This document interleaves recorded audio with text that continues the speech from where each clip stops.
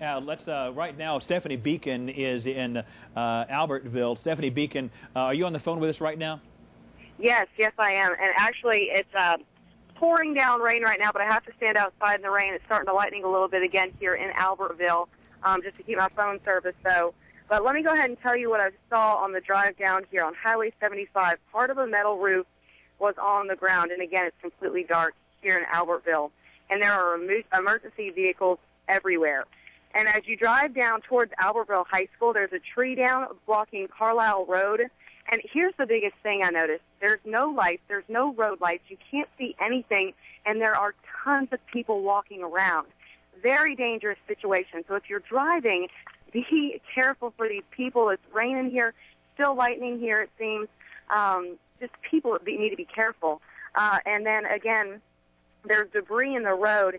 And we were driving, and we barely missed down power lines, many down power lines here by Albertville High School. And as you start to drive in by the stadium, it's almost like a huge power pole, but it's a stadium light pole completely fallen over. And there's trees down, there's debris everywhere. From this side of the school, it looks fine, and there's road signs down. And just from talking to people, people seem a little frantic, a little nervous. They're checking on family members. I spoke with one woman. She said she checked on her grandmother. The front of her grandmother's home on Jackson Street was completely gone, but thank goodness her family was okay. And we're hearing reports of issues at the food mart, and the rain just keeps coming down harder right now, and people are, again, frantically trying to seek cover now around me. They're kind of tripping over the debris right in front of me. So very dangerous situation, even if you're just walking around or driving around up here. People really, I would say, unless they're trying to find family members and stuff, probably need to stay out of the way and let the emergency personnel do their work. But Brad, Dale, we're going to continue to drive around, get video, find out what's going on here so we can inform you and keep you updated. All right, Stephanie, Guy Hornbuckle here. Just want to clarify a point here. The damage is in and around the high school. Is that correct? The high school was not hit by this tornado from your vantage point? From my vantage point, but there are emergency personnel everywhere. There are trees blocking. We can't even really, unless we hike over this huge, like I said, almost like a power pole stadium light, we can't really get close to the high school on this one side. People walking said the other side of the high school was damaged. Again, that's people walking telling me what they saw. There's a lot of debris on the other side. But from my vantage point, the high school looks okay.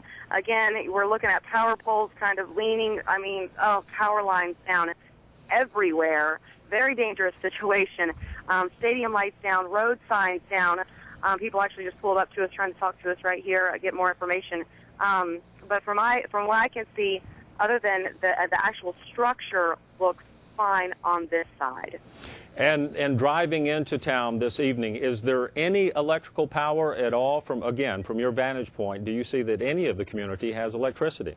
Nothing. It is completely black other than the lightning that we occasionally get here in the sky, and that's the only thing giving us any light. And there's people, of course, you see the emergency personnel, their lights flashing, but they haven't even made it over here. And there were probably, honestly, 12 power lines just dangling on the wet roads here next to, right across the street next to where we're parked.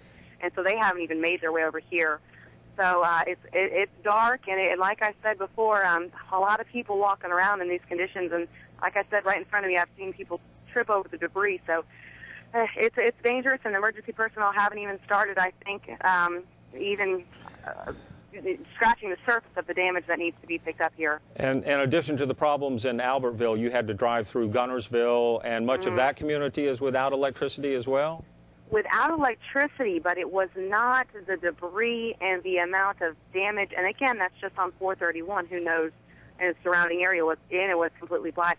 But it didn't have the debris in the road and the power lines down and the trees down and the damage that I am seeing here just driving through, the outskirts of Albertville here. And Stephanie, I know you've only been there a few minutes, but have you had a chance to ask any officials as to whether there are any casualties? That is, have any people been injured in addition to the structural damage?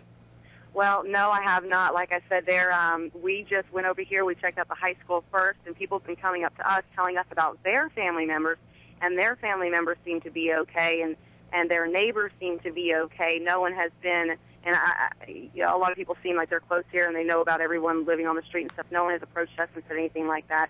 But we have yet, like we just got here, to speak with any emergency personnel. All right, Stephanie, thank you very much for that report. Again, major damage in the Albertville area.